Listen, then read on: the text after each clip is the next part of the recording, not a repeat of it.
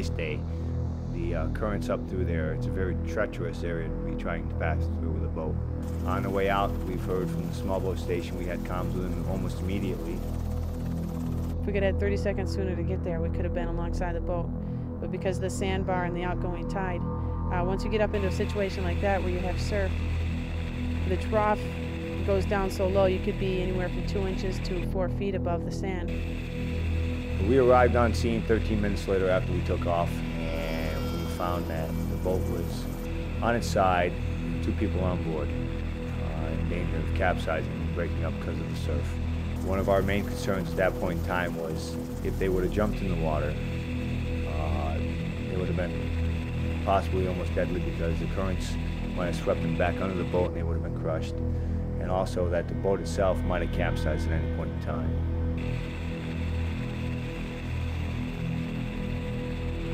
Once the helicopter got on scene, they set up and they were just going to drop a basket down and lift both people off.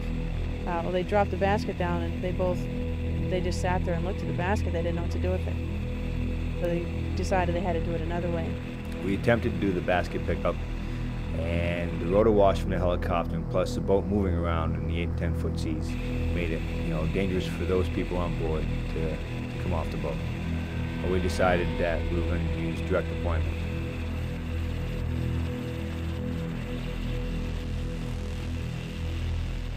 The next step was to rig up the swimmer in what's called a direct deployment harness. And we lowered him down.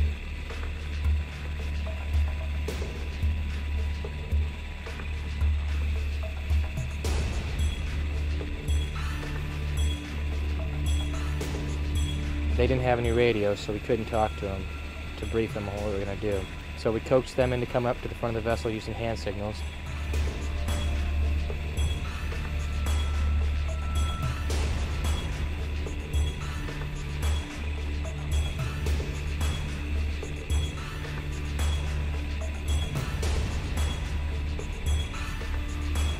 The actual hoist maneuver itself was a bit of a challenge because we had to hoist from a fairly high altitude of about 70 to 80 feet. We decided at that point in time we were going to take the child off first. I guess tradition from way back. Women, children first, we decided to take the boy first. At the time when I was down there, I told the father also to get his legs out from underneath the railing that he had him on.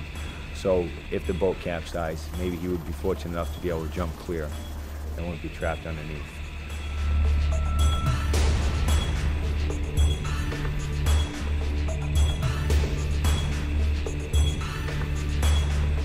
Got the boy up. He was cold.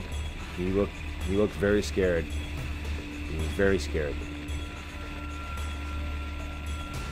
And then we went to make our second attempt to get the father.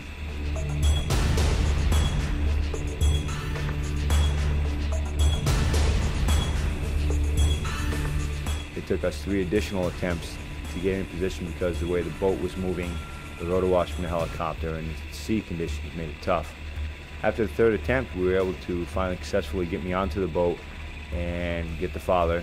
And he was also shocky and scared for the situation that they were in.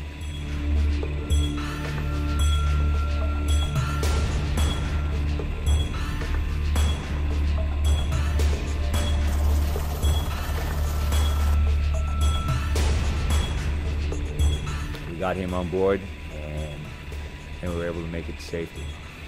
And an hour and a half after the helo took them off, the boat smashed to pieces, and there's still parts of it laying down in the marsh down there now. We took them to an ambulance because they were cold and they were scared. They were probably being treated for shock. And that way, we relieved them to the experts with the medical care, and we're the experts at the rescue part.